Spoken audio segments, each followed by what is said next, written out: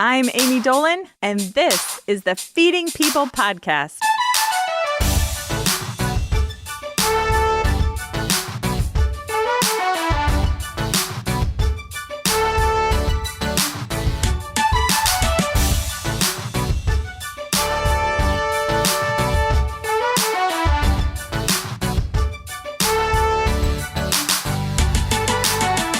Hi, everyone. Welcome to the Feeding People podcast. I'm Amy Dolan, your host, and I'm so glad you're with us tonight at the table for our second to last episode in season 1.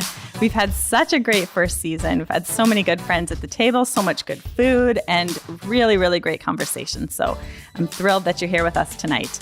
I'm going to introduce you to my guest in just a minute, but first I wanted to let you know, like I said, this is our second to last episode, and next week we have some really special things planned that we're really excited about, and we're going to be sharing those details on social media, so keep your eye out there. You can find me on Instagram at _adolan. And very exciting news, just last week we launched our Facebook page. You can find us at Feeding People Podcast on Facebook. So make sure to like our Facebook page and you will get to hear all the details about our final episode. Also, if you haven't been checking out our show notes, make sure you do that. Every single episode, we post a page on our website, feedingpeoplepodcast.com, where we share all sorts of links of things mentioned in that show. And it's a really, really great resource, I think, because you can find all the great restaurants that our guests mention, but also if they mention books or cookbooks or any other resources, you can find all that on our show notes. So check out feedingpeoplepodcast.com. Okay, tonight at the table, I have my great friend, Jenn Gaudreau, at the table for dinner tonight. Welcome, Jenn. Thank you. It's so fun to be here. I'm so glad that you're here. It's just such a joy to have you. I wish everyone could see your smiling face. They can hear your giggle. That's the best part. You're so sweet. But I wish they could just see your beautiful smile right now, because you are just beaming with joy and light. I'm so glad you're here. We just had a delicious dinner, which feels weird to say because I cooked it. But it was delicious. Okay, I confirm. Thank you. In the beginning, I was asking the guests if they liked dinner, which was really awkward. Like, what were they going to say to me? But thank goodness they said sucked. Yes. Exactly. If you'd like to say that tonight, that would be fine. But we had a great dinner. We had salmon. It sucked, kind of. Just kidding.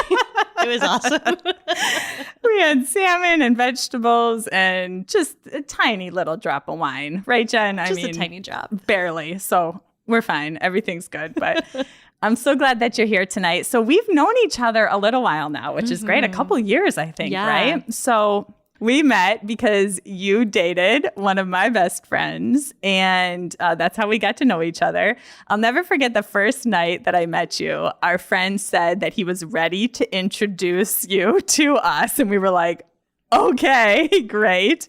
And he said, she's a member at Soho House in Chicago. Would you like to go there and meet her? And I was like, are you kidding me? Like, all I'd been wanting to do was go to Soho House. Well, and meet you, of course, too. But like, all I'd been wanting to do was go to Soho House. And I was like, how did he get this so cool girl in Chicago who's a member of Soho House? We just had like the most lovely time. I remember like meeting you, sitting on the couch, having all the cocktails and just like experiencing all your joy in life. It was such a fun night. I feel like I was totally like trying to impress the best friends that have known him for 17 years. Well, you did. But yeah, it's funny because I think that like glamour is so overrated now, and I just am so happy that we formed that initial connection and that we've remained friends for the years that we have. It's been so great. I'm so grateful for that. And you've had, I mean, you're sitting at the table now. I mean, you've had a million meals at this table, and we've had so many meals together at restaurants and coffee shops and everywhere. We have the same birthday. Yes. I mean, how are we not destined to be friends? So true. We have like planned combined birthdays every single year. Our I feel like birthday's coming up, Amy. Our half birthday is coming up. Oh my gosh. March 1st, everyone. Prepare yourselves. Mark it in your calendars. So anyway, I'm so glad that you're here. I'm so glad that everyone's going to get to know you tonight, Jenn, and hear your story about food and feeding people and all of that. So how would you introduce yourself? Yeah. Well, so normally I would talk about how I'm a wedding and personal brand photographer, which is true. In the last year or two of my business, I've shifted a lot towards doing the personal branding photography, which is really geared towards creatives, women in business, and people in wellness fields, and helping them connect with their mission, vision, and values, and figuring out how to communicate that in imagery that really connects with what I like to call their kindred clients. Ooh. And that's something that I am incredibly passionate about. But I've noticed recently, as I get together with people, I've been so identified with what I do and with my business. This is my 10th year in business, which is my gosh. So wild to think of. So it wild. Doesn't feel like that. But I've been noticing lately that as I'm starting to disidentify myself or get my identity from another source than being this photographer and business owner, which is very much a part of what I love and what I do, I heard a description that really resonated with me that I can't take credit for, but this woman named Jess Lively says that she is a growth-seeking being of consciousness. And I just love that so much. I'm in a lot of personal growth and spiritual growth right now in my life. And I think that the continued journey into discovering more of ourselves and discovering how we can bring others into these really beautiful experiences of themselves is something that's always been important to me and will continue to be.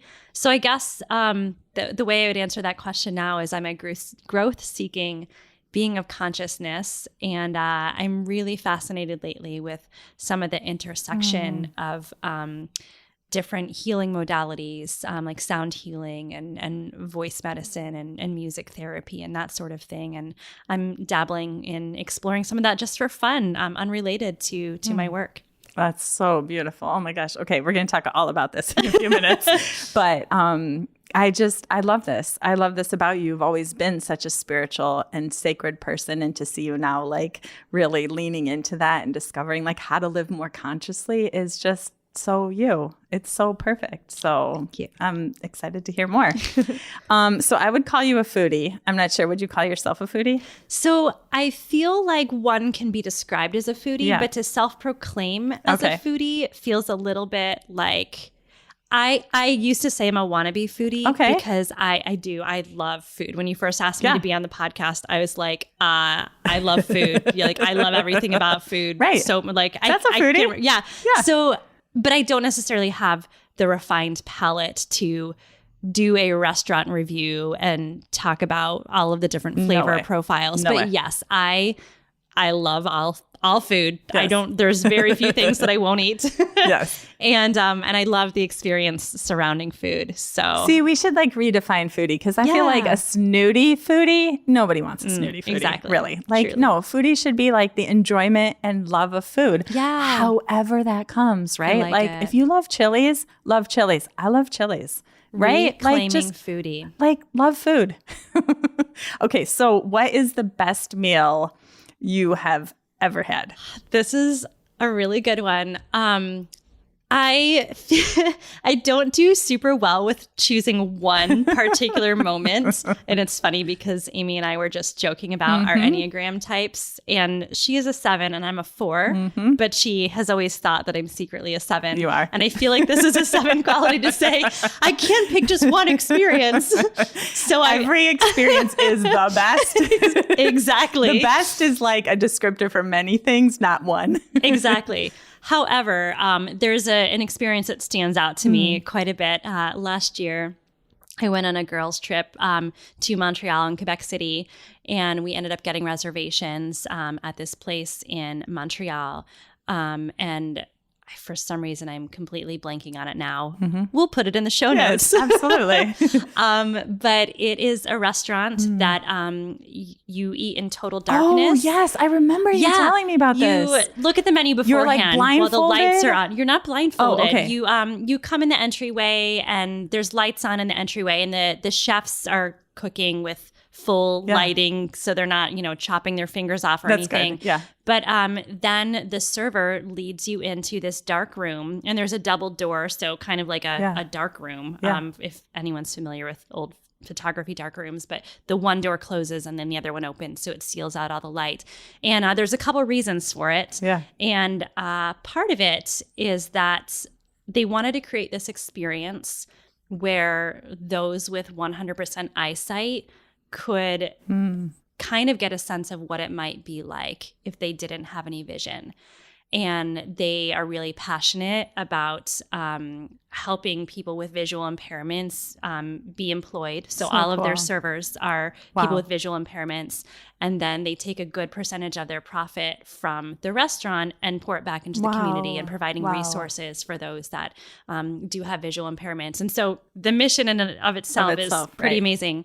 And so the server led us back, and there were 3 of us, and we put our arms on his shoulders, and we kind of formed this train, and he led us to the table and told us where to sit. He said, get familiar with where your plate is and where your utensils are and where your glasses are, and then always make sure you put everything back in the same place. And then they served us the food in the dark, and we had a 3-course meal.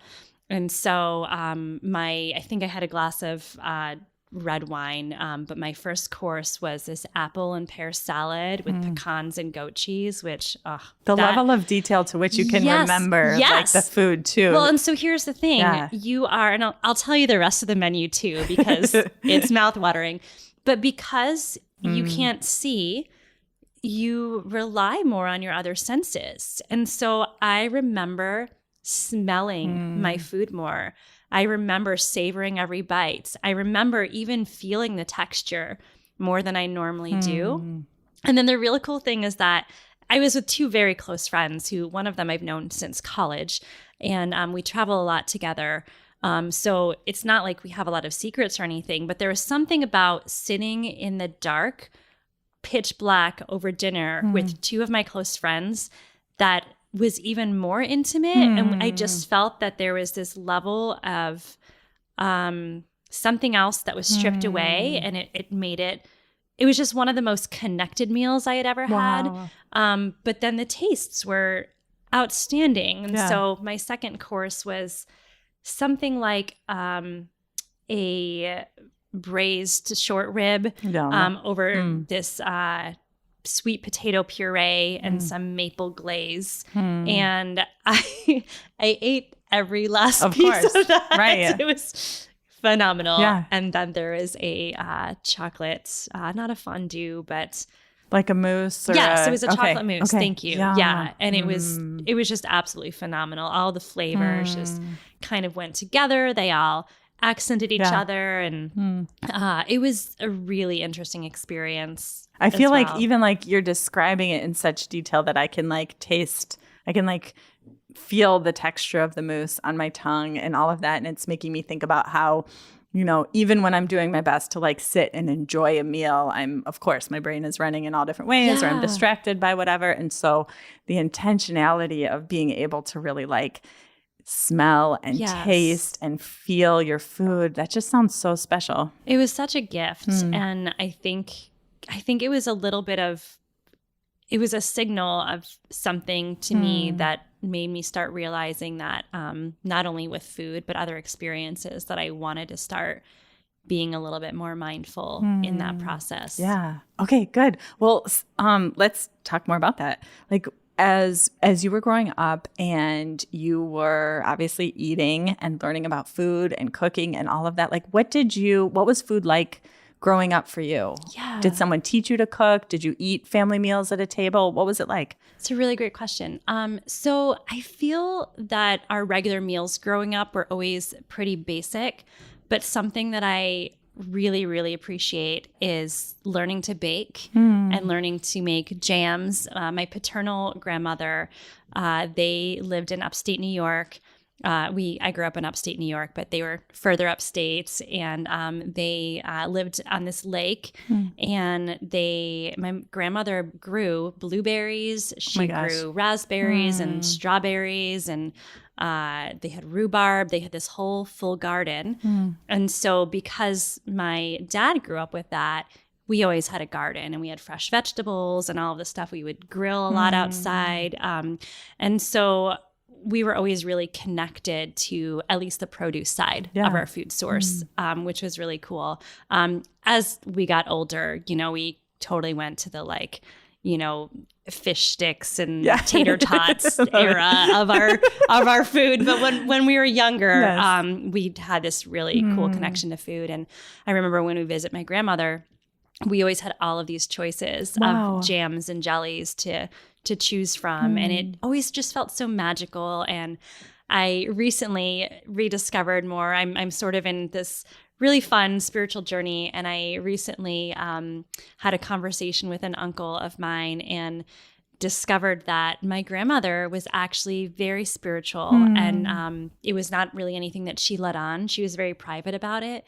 And it was fun to discover that connection, but it really spoke to me about how she was so present in her process of making all of these different jams. And so my mom learned from her how to do that. And so I remember as a child, we would go, I don't think we grew all the berries, but we would go pick the berries and we would, make tomato sauce. We also grew up with this wonderful Italian family that taught us how to make our fresh tomato sauce. My gosh. I just remember the magic of really being able to enjoy the full process of creating and then enjoying the fruits of that afterwards, literally the fruits. And so, they're not, every meal certainly was not magical by any means, but I go back to thinking about that, that jam or even making like muffins with fresh blueberries or that sort of thing. So that's just so special that you had that with your grandmother, and specifically like the garden and the connection to the food that was growing. I think so much about seasonality of food now in my own life and how I'm trying to learn like what is in season at what time, because that connects me deeper with the food and obviously gets the most flavor. And I'm just so jealous that you had that growing up, that it was like just like the rhythms of the land and the seasons and the food were just part of your family and part of what you ate. You're really lucky that you had that. Thank you. I know. I think it's not something that I really fully appreciated until now. And even though it came from my father's side of the family, I'm grateful that my mom took to these traditions and taught me and my brother some of those things. And it's interesting. I'm doing like a mentorship with an herbalist and light worker right now. And sometimes she will give me these kind of like food assignments. Oh, cool. And she'll choose ingredients that are in season. And I just get to play and experiment. And it takes me back to those moments. And it's just been really special to experience that again with this new set of eyes to see it differently. Yeah. That's so cool, Jen. I'm genuinely like envious of that. I feel like I'm just learning those things now as an adult, and I'm genuinely envious. And I just love parents who are raising their kids with gardens, or to learn like, no, we don't eat blueberries in winter because they're not in season. I eat blueberries in winter. Yeah. But yes, for those who are teaching their children, good work. I love that. No, I think you're right. There's something really special about seasonality. It. Yeah. Okay, so let's talk for a minute. I just want to talk for a minute about your profession, being a wedding photographer. Of course, I love. Maybe that's part of being a 7. It's Valentine's week. I don't know. Let's talk about love in photography. But you've been a wedding photographer. This has been like your business for a long time. 10 years, did you say? Yeah. So I have been photographing weddings between 12 and 13 years. And my business is 10 years old, which is amazing. So wild to think about. So wild. Yes. So I'm specifically interested in how, when you're photographing weddings, like to me, a wedding is like the ultimate feeding people, gathering people experience, right? Like when else do you think more about your menu, the food, everyone's allergies? You're never going to spend more money probably on your food. Probably true. And then like the attention to detail around who's going to sit at what table and what will the tables look like, and will those people get along or won't they? It's kind of fun to think about people not getting along at weddings too, right? But like all of that, a wedding is almost like the ultimate like gathering table food food experience, right? So I want to just hear for a minute about your experience photographing weddings for so long and like what you've noticed with your like very trained eye looking through your camera about food and people sitting at tables in such a like celebratory, joyful moment. Yeah. That's a great question. So it's interesting. I think the weddings that I most love photographing are the ones that are centered around food. And I have discovered that every couple has different values with how, different values in their relationship, of course, but different values around how they plan their wedding and what they prioritize. And it seems that most people that I get to work with, they, of course, care about their photography. And a lot of them, they do have this love of food and the experience surrounding it. And so some of my favorite weddings are actually the really intimate restaurant weddings where there's, only 50 people gathered around a table, whether it's somewhere like Little Goat or RM Champagne. And oh my gosh. Where there's just family style dishes being passed. And oh my gosh. Those moments. Oh my gosh. I actually, I think have something on my website about, I believe that there's like magic, when people are sharing food around a table and just the joy in, either connecting with the person next to you or getting to know, a new person in that deeper way while you're sharing this thing. Those photos to me are really fun to capture. And even seeing the intentionality, of course, that the couple put into choosing the menu, but the intentionality that the chef and the catering staff have put into crafting these meals. And I love when couples allow themselves to be a part of that process. Like they bring themselves into that process. Like it reflects a little bit of who they are. And choosing something like, say, you did grow up, with fresh vegetables, like choosing things that are, in season or, finding ways to reflect who you are. And so that's been really fun to me. And then one of the really fun traditions at larger weddings that I really appreciate is there's sometimes now a late night menu. So people will come out with like Chicago dogs or pizza or little mini burgers or these little milkshakes. And what time are we talking? Is this like midnight or after? Usually like 11 or so. Yeah, 11 to midnight. This is like my just dream Saturday night. So you've had your, your catered meal, which is also, the caterers that I work with in Chicago are absolutely phenomenal. Those are a little bit more standard. There's, you get 2 or 3 choices. And if I'm being honest, people don't like to be photographed while they're eating. So I'm not usually like a big part of that. Somehow it's different at restaurant weddings because there's just like this vibe. But the after dinner menu, people, they've been, sweating it out on the dance floor. They've had a couple drinks in them. And so people get really excited.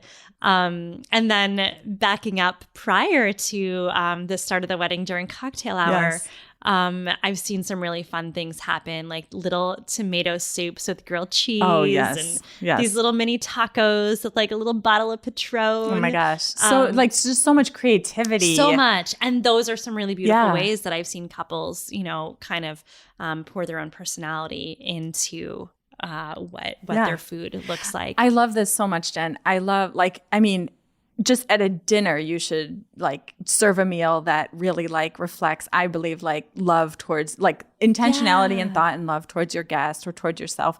But to think about it on such a grand scale, like a wedding, in a restaurant, this like lovely day, and for you to like for guests to eat a meal and just like think and say, wow, that is so them.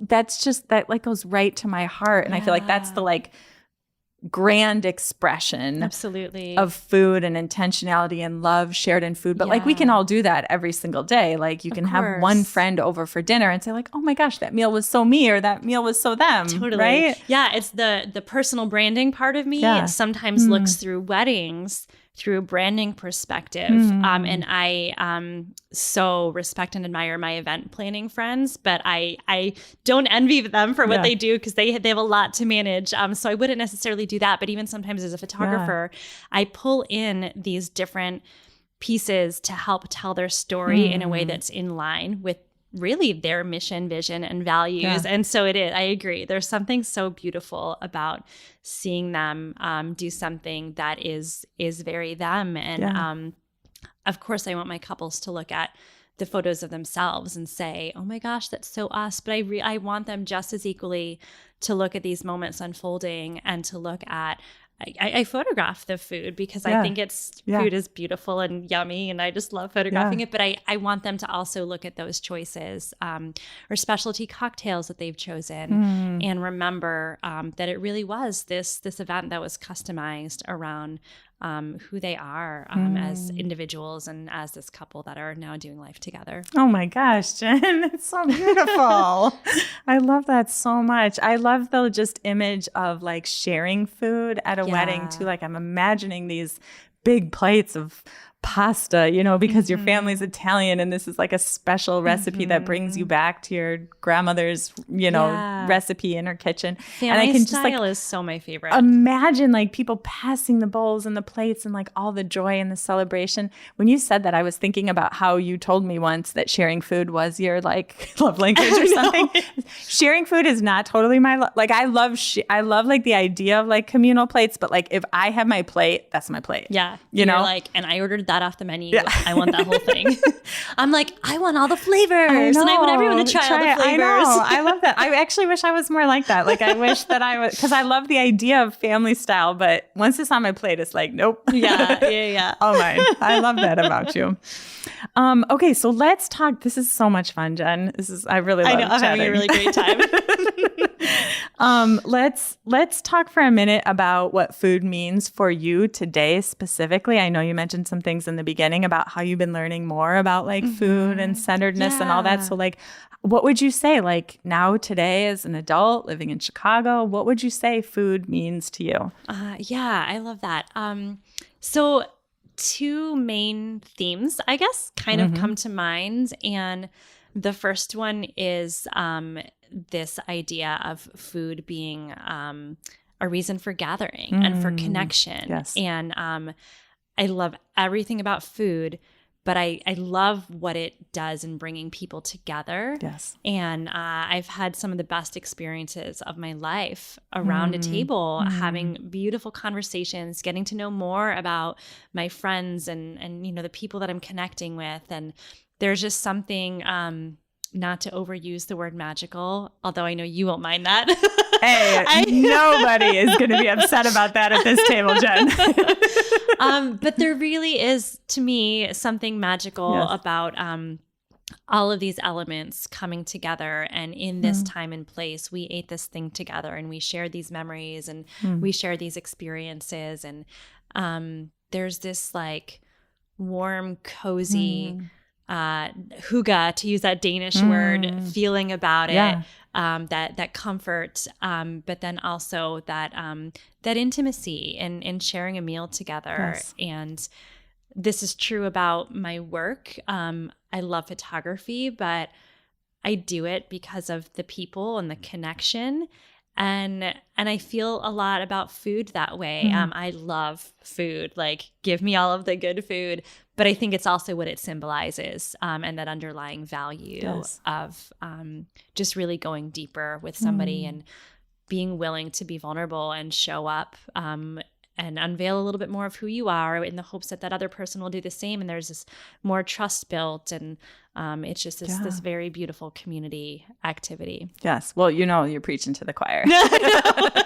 Must be our Virgo September 1st connection or something. But of course, like I'm like amen to all of it. Yeah. And I want to like someday discover like if there is anything to be like known or learned about why food does that exactly. And like I have my own reasons, but I feel like I'm just like content to say food is spiritual and human. Yes. And so because all of us are spiritual and human, physically we need to be nourished. Sure. And I think it has that connecting factor, right? Yeah. It allows us to like eat the same food and enjoy and look at each other eye to eye and connect and all of those things. And someday I wonder, like, is there something to the essence of food? But I don't know. We'll just say it's magical and like it I know. connects I'm us. sure there is. That actually, it seems like something that I would like to learn more about.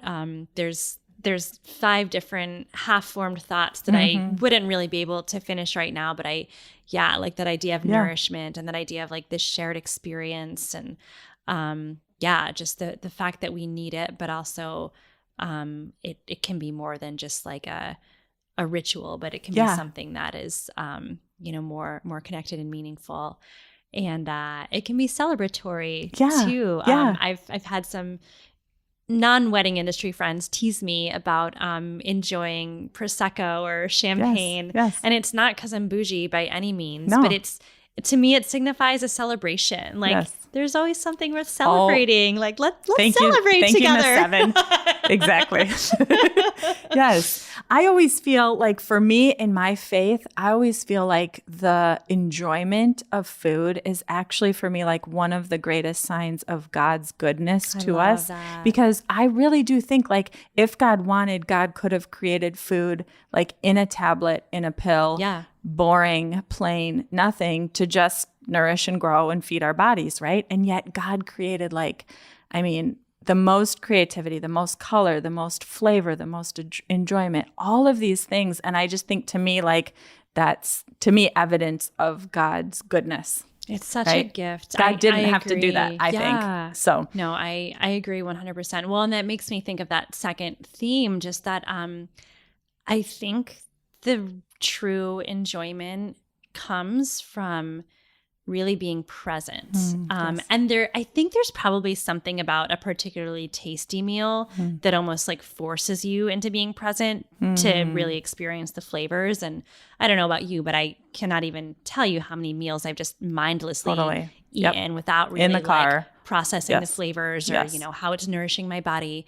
But when we're able to really be mindful and sit in that moment and taste all of the flavors and, smell all of the smells and see all of the colors and feel all of the textures, even like hear the crunching noises that it makes, that it brings us to the present moment. And really like, that's all we have. If we think about the past, we can get sad or depressed or, if we think about the future, we can get anxious, but like, of course, there's other emotions associated with those as well, but there's the present is what we have, and it's a gift. And I think I really appreciate food for its ability to remind me of presence and to just really cherish that moment, and then also think about how it's nourishing my body. Jenn, this is actually like I feel like such a helpful thing for me that you just said. As a 7, always my growth edge is to be more centered in the present because I'm always thinking of the future. I'm always like trying to be excited for the future. And which is a lot of pressure sometimes. It's a lot of pressure and exhausting and fun. Sure. But like always my growth edge is to like just sit and say like, what is happening now? And I feel like what you just said is something I'm going to take with me that I've never thought about before, like how it's not always possible, but like when it is possible for me to sit, whether I'm alone or with a friend or with Kelly or with whoever, to just like almost like center myself in that meal and tell myself like, this is right now. This is just right now. Like you have nothing, you don't have to be excited. You don't have to be worried. You don't have to think about the future. You're just right here in this meal, in this moment. I don't know if I've ever thought about that before. Yeah. I think that food is like a healing modality in a lot of ways, for that reason of bringing one into the present. I am learning a little bit about our different brain states and how our brains operate at different levels. And so right now in this conversation, we're probably like in alpha or low beta. High beta is like the fight or flight. You're like really like stressed the fuck out. And like when you're sleeping, you're in delta. When you're in meditation, you're most likely like in theta, and it slows the brain waves down. We really only use a small percentage of our brain.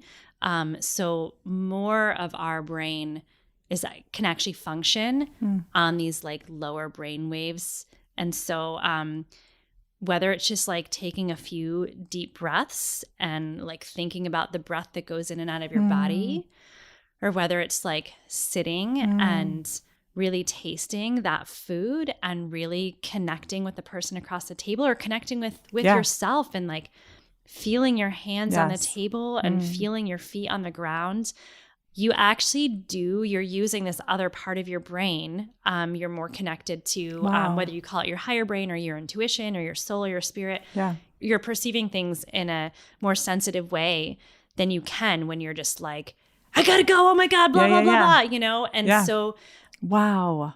This is so lovely. Yeah. We have to do like a part 2 to this show and like all of our brain functions and food. Could you even imagine? That would be so cool. Yeah. Oh my gosh. That'd be really great. It's so exciting to think about that stuff. We could go all day. Yeah, I know. Yeah. Oh my gosh. Yeah, there's so much. Okay, so let's go to a lightning round. I want to ask you a couple of your favorite things. Okay, are you ready? I'm ready. You are like Chicago at its best, so I can't wait to hear all of your answers. What is your favorite food, or like what would your last meal on earth be? So I feel like this is kind of basic, but I'm going to say tacos. Oh, of course. I really love tacos. And I've noticed that I do have a few of like my lazy go-to recipes. Yes. They almost always involve some kind of taco meat. And I usually do, I don't do shells as much anymore, or tortillas. Sweet potatoes? I do sweet potatoes, I was going to say, had some delicious sweet potato tacos. I know. With you. And I just never get tired of it. I did this pulled pork in the crock pot a couple weeks ago. And oh my gosh, that was magical, Amy. It was magical. I mean, slow cooked pork is like everything. Yeah, exactly. Okay, tacos, great. Yeah. What is your favorite cocktail?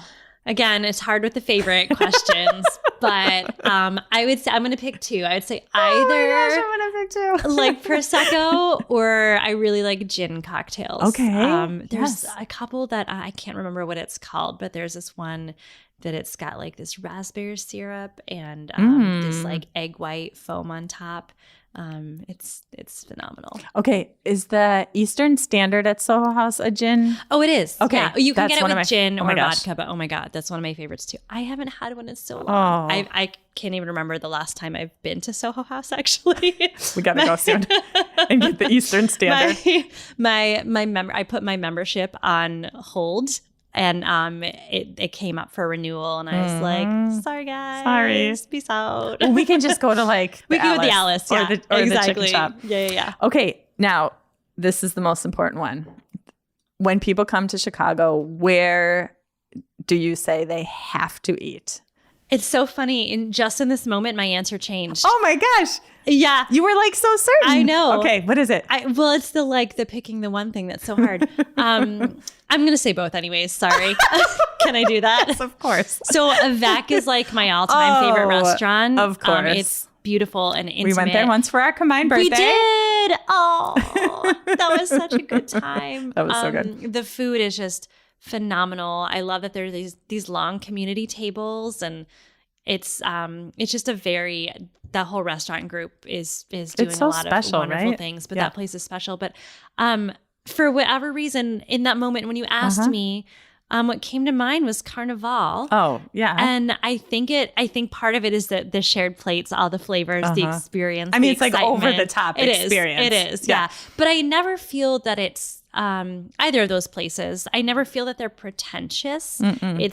They're both incredible culinary experiences. But I don't know. I feel like you can. To me, they're both must-haves. Absolutely. There are also places that I discovered early on in my move to Chicago, and so I think they both hold a dear place in my heart. Yes, people must go to both of those restaurants. Avec is so special. Some of my best, like really special moments in my life happened at Avec. Yeah. And I don't know if I've ever told you this funny story about Carnival. Kelly and I went once with my brother and my sister-in-law. It was like a couple weekends after Christmas, and we're sitting there for brunch. It was like you got to go for a Sunday brunch, right? The Sunday brunches are amazing. I literally have never been there. You for need to go Sunday there for brunch. a Sunday brunch. It's so my good. God. Yes. And we're like, why is everybody wearing flannel pajamas? Like literally everybody coming in was wearing pajamas. And we were like, it was like a themed pajama brunch. No. And we were like full on, like we had like kind of dressed up actually. It was so embarrassing. We were like, what is happening? That's amazing. And it was like bottomless mimosas if you were wearing pajamas. And so we literally like only if you begged the servers, even though we were kind of dressed up, we were like this. And they were like, sure, no problem. But we always joke about how fancy we were for like pajama brunch. That's how great that restaurant is, though, that they do something like that. I love that they did that. Right? Yeah. I actually, I did a wedding there once. Oh my gosh. And it was really, really special. And they of course really appreciated the food and the whole, food's experience amazing. around it. But it's a cool place. Yes, go to Carnival. Absolutely. Jenn, this has been so special, so lovely. Thank you for sharing your light with us. Thank you for having me. And your giggles and your 7ness/4ness. As we finish tonight, what is just a parting piece of guidance that you would like to leave our listeners with tonight? Like what is on your heart as we finish? Yeah, I think just in my own life, I just keep coming back to that idea of presence and mindfulness and the richness that we have by really fully experiencing that present moment. And I think that there's a lot available to us when we don't worry about the past or the future, and we just allow ourselves to celebrate and to connect and to enjoy and to appreciate the nourishment that food can bring us. Oh, so good. Thank you so much, Jenn. Thank you. Lovely.